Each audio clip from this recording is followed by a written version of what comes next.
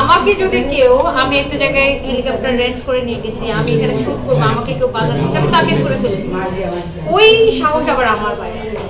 আমি যেটা আমি লিগেল সেটা আমি লিগেলি, আমি একটা টাকা পয়সা খরচ করে এক জায়গায় ভাড়া করে নিয়ে গেছি, আমার উপর কেউ এসে মানে ফৌজদারি করবে, ইয়া করবে, আমার সেই প্রতিবাদ বা সেই সাহস কিন্তু আমার আছে, এটা আপনারা সবাই জানেন। এটা অনেকের হয়তো থাকে না, যেমন আপু অনেক ভদ্র আপু ছিল না, বাট আমার ক্ষেত্রে হলে ওই মামলা ওখানে ডিসমিস করে দিয়ে আসতাম, এই মামলা এই পর্যন্ত আসতো না, মামলা ওখানে ডিসমিস করতাম। আমি ভাড়া করে নিয়ে গেছি হেলিকপ্টার, ওই হেলিকপ্টার অন্য কেউ শুট করবে, প্রশ্নই আসে না। সারাদিনে সারাদিনে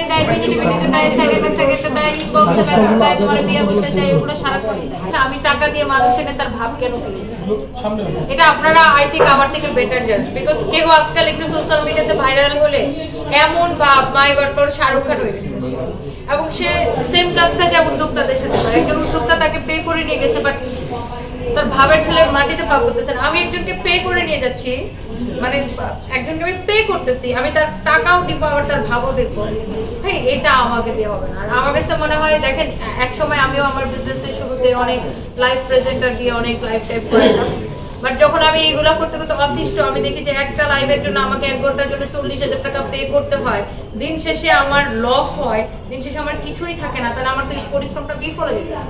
এবং আবার কি উল্টো খারাপ ব্যবহার ভাব নিতে দেখতে হয়, খারাপ ব্যবহার নিতে হয়। তখন আমার কাছে মনে হয়েছে যে না ভাই, ওর মধ্যে কি আছে যেটা আমার মধ্যে নাই, ও যেটা পারতেছে সেটা আমি কেন পারতেছি না। একদিন ওর থেকে অনেক বেশি মানুষ আমাকে চিনবে, আমাকে দেখবে, আমাকে ভালোবাসবে। আমার মনে হয় ওই জায়গাটায় আমি সফল।